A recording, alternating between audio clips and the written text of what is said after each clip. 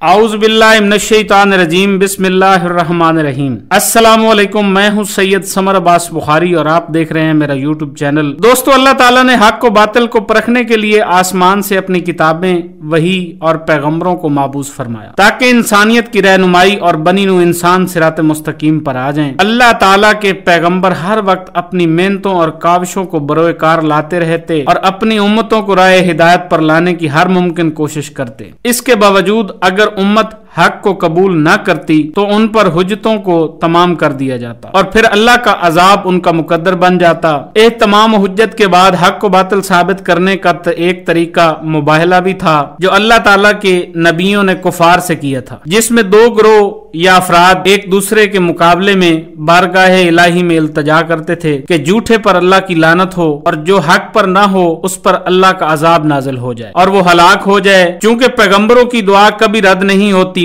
لہذا مباہلہ میں کھڑے دوسرے فریق پر اللہ کا عذاب نازل ہو جاتا اور وہ ہلاک ہو جاتے۔ اس ویڈیو میں ہم اس عظیم مباہلہ کا مکمل واقعہ پیش کریں گے جو آخری نبی حضرت محمد صلی اللہ علیہ وآلہ وسلم نے نجران کے نصرانیوں سے کیا۔ نجران مکہ مکرمہ کے جنوبی علاقے میں ملک یمن سے 7 منزلہ کے فاصلے پر ایک بڑا شہر تھا۔ یہ شہر عرب میں عیسائی مذہب کا مرکز تھا جو 73 گاؤں پر مشتمل تھا۔ جب عرب میں حضرت محمد صلی اللہ علیہ وآلہ وسلم کی بعثت ہوئی اور آپ صلی اللہ علیہ وسلم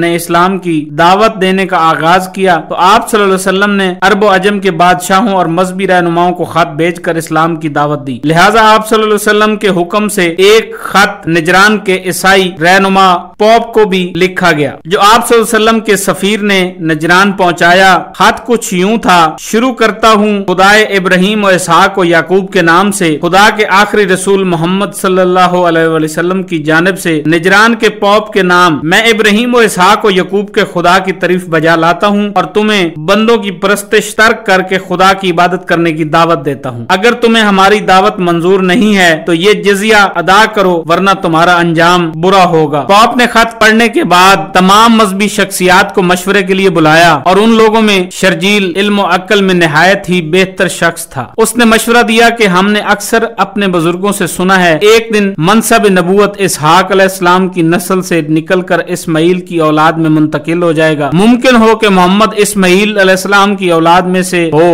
اور یہ وہی پیغمبر ہو جن کی بشارت ہمیں دی گئی تھی۔ شرجیل کے مشورے پر نجران کے حاکم ابو حارث بن علقمہ کی سرپرستی میں 60 افراد پر مشتمل ایک گروہ مدینے روانہ ہوا جن میں انجیل کے بڑے بڑے علماء اور پوپ تھے۔ وہ عصر کے بعد مدینہ پہنچے اور مسجد نبوی میں داخل ہوئے۔ عیسائیوں کے اس گروہ کا خیر مقدم کیا گیا اور حضور اکرم صلی اللہ علیہ وسلم تشریف لائے اور انہیں اسلام کی دعوت دی، لیکن انہوں نے حضرت عیسیٰ کے متعلق بات کرنے کو کہا۔ لہذا آپ صلی اللہ علیہ وسلم نے انہیں حضرت عیسیٰ کے متعلق آیات سنائی جس میں انہیں اللہ تعالیٰ کا سچا پیغمبر اور بندہ قرار دیا گیا ہے، لیکن نجران کے پادریوں نے ان آیات کا انکار کر دیا اور اپنا عقیدہ بیان کیا جس کے مطابق حضرت عیسیٰ بی بی مریم اور اللہ رب العزت کو ایک روم اور معبود مانتے تھے۔ اس پر بہت زیادہ بحث و تکرار ہوا لیکن وہ اپنے اس کفر یا عقیدے پر ڈٹے رہے اور نبی اکرم صلی اللہ علیہ وسلم نے محکم دلائل دیے مگر انہوں نے انکار کر دیا، یہاں تک کہ سورہ آل عمران کی آیت نازل ہوئی: اے پیغمبر، علم کے آ جانے کے بعد جو لوگ تم سے حجت پر بحث کریں آپ صلی اللہ علیہ وسلم ان سے کہہ دیجئے کہ آؤ ہم اپنے اپنے بیٹوں اور اپنی اپنی عورتوں اور اپنے اپنے نفسوں کو ساتھ لائیں اور پھر مباہلہ کریں اور جھوٹوں پر خدا کی لعنت بھیجیں، یعنی ہم اپنے بیٹوں کو لائیں اور تم اپنے بیٹوں کو لاؤ اور ہم اپنی عورتوں کو لائیں اور تم اپنی عورتوں کو لاؤ اور ہم اپنے نفسوں کو بلائیں اور تم اپنے نفسوں کو بلاؤ اور پھر اللہ تعالیٰ کے سامنے گڑ گڑائیں اور جھوٹوں پر خدا کی لعنت کریں۔ ان آیات کو آیات مباہلہ کے نام سے جانا جاتا۔ آپ صلی اللہ علیہ وآلہ وسلم نے نصرانیوں کو فیصلہ کن مباہلے کی دعوت دی، ایسا مقابلہ جس میں شکست کھانے والے پر خدائی عذاب نازل ہو،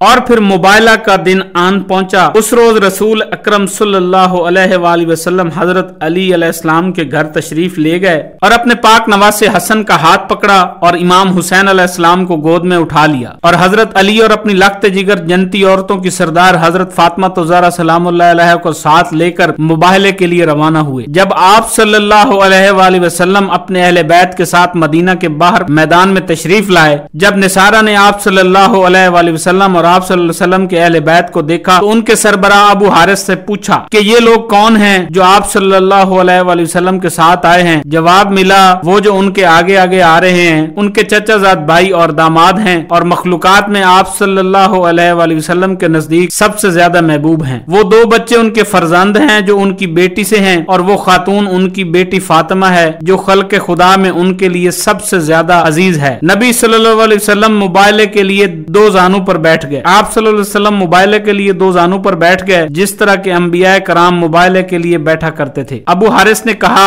अगर मोहम्मद बरहक ना होते तो इस तरह मुबायले की जुर्रत ना करते, और अगर वो हमारे साथ मुबायला करेंगे तो हम पर 1 साल गुजरने से पहले एक भी नसरानी पूरे रूहे जमीन पर बाकी ना रहेगा। अबू हारिसा ने कहा था कि मैं ऐसे चेहरे देख रहा हूँ कि वो खुदा से इल्तिजा करें कि पहाड़ को अपनी जगह से उखाड़ दे तो बेशक वो उखाड़ दिया जाएगा। बस मुबायला मत करो वरना हलाक हो जाओगे, यहाँ तक कि एक ईसाई भी रूहे जमीन पर बाकी ना रहे। इसके बाद अबू हारिसा नबी पाक सल्लल्लाहु अलैहि वसल्लम की खिदमत में हाजिर हुआ और कहा, ए मोहम्मद सल्लल्लाहु अलैहि वसल्लम, हमारे साथ मुबाहले से चश्म पोशी करें और हमारे साथ मसलिहत करें और हम हर वो चीज अदा करने के लिए तैयार हैं जो हम अदा कर सकते हैं। लिहाजा नबी अकरम सल्लल्लाहु अलैहि वसल्लम ने उनके साथ मसलिहत करते हुए उनसे जजिया देने को कहा और हर साल मुसलमानों को एक खास रकम देने पर मुआहदा किया। इस तरह नबी अकरम सल्लल्लाहु अलैहि वसल्लम ने सुलहनामा लिखवाया और ईसाई नजरान वापस चले गए। उनके जाने के बाद हजूर अकरम सल्लल्लाहु अलैहि वसल्लम ने फरमाया, उस खुदा की कसम जिसके कब्जा कुदरत में मेरी जान है कि हलाकत और तबाही नजरान वालों के करीब पहुंच चुकी। अगर वो मेरे साथ मुबायला करते तो बेशक बंदरों और खंजीरों में बदल कर